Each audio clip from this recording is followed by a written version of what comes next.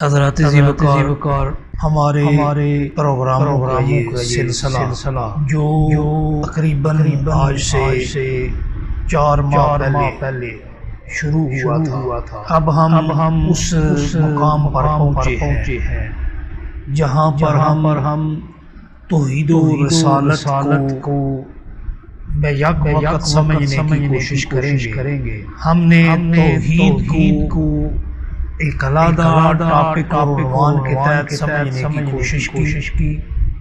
اللہ رب العزت ہمیں اسے سمجھنے کما حقہ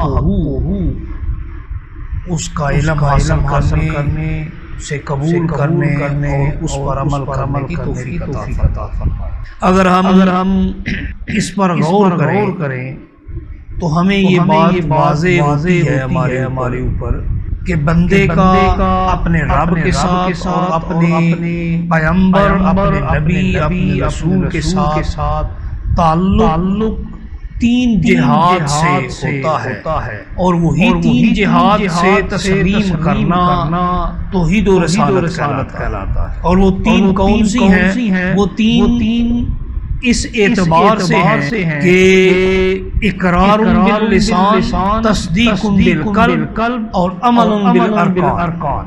مطلب وہ تعلق پہلا قولی ہے، دوسرا قلبی ہے اور تیسرا عملی ہے کہ اگر بندہ اپنی زبان سے کسی کے تعلق کا اقرار کرتا ہے تو وہ اس کا تعلق قولی ہوگا، اس کا اقرار قولی ہوگا، اور اگر دل بھی اس کے اقرار کے ساتھ شامل ہو جائے، دل بھی اسی پر مور تصدیق ثبت کر دے، قلب بھی اسے تسلیم کر لے، تو پھر وہ دوسرے درجے پر جا کر تصدیق قلبی ہوگا۔ پھر تیسرا درجہ آتا ہے کہ جو زبان سے اقرار کیا تھا، دل سے جس کی تصدیق کی تھی، اب اس کا ثبوت پیش کرنا ہے، اب اس کے اوپر دلیل پیش کرنی ہے، اب اس کے اوپر اپنی جانب سے ایک ثبوت پیش کر کے یہ بتانا ہے کہ جو زبان سے میں نے اقرار کیا ہے، دل سے جس کو تسلیم کیا ہے، عمل کے ذریعے سے بھی اسے ثابت کرتا ہوں، ہاں جو میں نے اقرار کیا اس کا اظہار یہ عمل ہے۔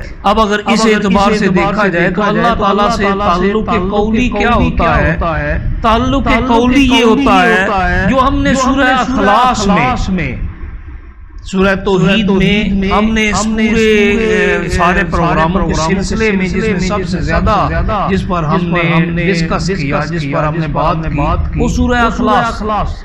تو سورہ اخلاص کیا ہے؟ یہ قولی ہے، اظہار اللہ کے ساتھ اپنے تعلق کا زبانی اظہار ہے، کیونکہ سرکار صلی اللہ علیہ وسلم کو یہ ارشاد ہوا کہ کل آپ انہیں فرما دیجئے کہ یہ کیا کہیں، یہ کیا زبان سے اقرار کریں، ان کی زبان کس بات کا اظہار ہو؟ تو فرمایا یہ زبان سے اقرار کریں گے کہ هو اللہ احد، کہ اللہ ایک ہے، احد ہے، وہ کیا ہے؟ الصمد ہے، وہ بے نیاز ہے۔ یہ ساری باتیں زبانی اقرار ہیں۔